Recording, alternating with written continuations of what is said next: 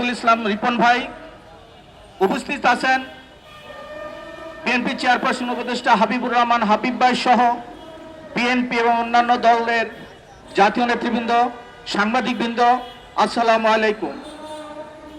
আজকের আলোচ্য বিষয়, ভারত কি বাংলাদেশকে বিপদে ফেলতে চায়? আমি বলতে চাই, শুধু বিপদে ফেলতে চায় না, ভারত বাংলাদেশকে গিলে ফেলতে চায়।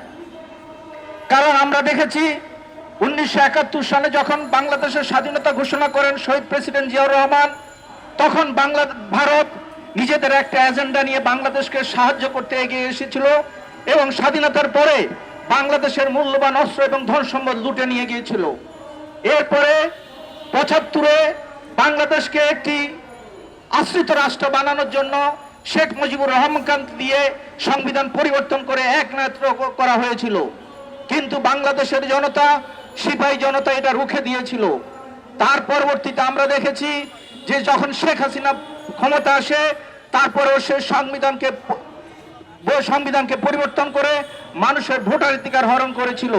এভাবে বাংলাদেশকে একটি আশ্রিত রাষ্ট্র করে তারা সেই সিকিমের মতো বাংলাদেশকে গিলে ফেলতে চেয়েছিল।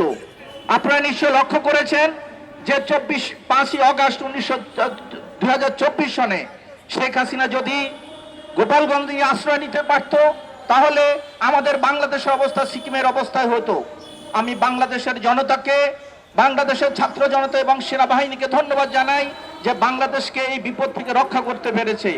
তাই আমি এই মুহূর্তে বলতে চাই, একটা গণতান্ত্রিক অভ্যুত্থানের পরে আমরা সকল রাজনৈতিক নেতৃবৃন্দ, সকল রাজনৈতিক দল, সাধারণ মানুষ আমরা একতাবদ্ধ হয়েছি স্বৈর শাসনের বিরুদ্ধে।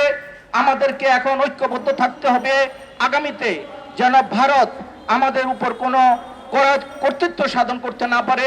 আমরা যেন স্বাধীনতার সার্বভৌমত্ব নিয়ে বাংলাদেশে থাকতে পারি, আমাদের অধিকার জন্য আমরাই নিজেরা নির্ধারণ করতে পারি, সেই আশাবাদ ব্যক্ত করে আজকের এই অনুষ্ঠান আয়োজনের জন্য রিপন ভাই সহ দেশ বাঁচাও মানুষ আন্দোলনের সকলকে ধন্যবাদ জানাচ্ছি।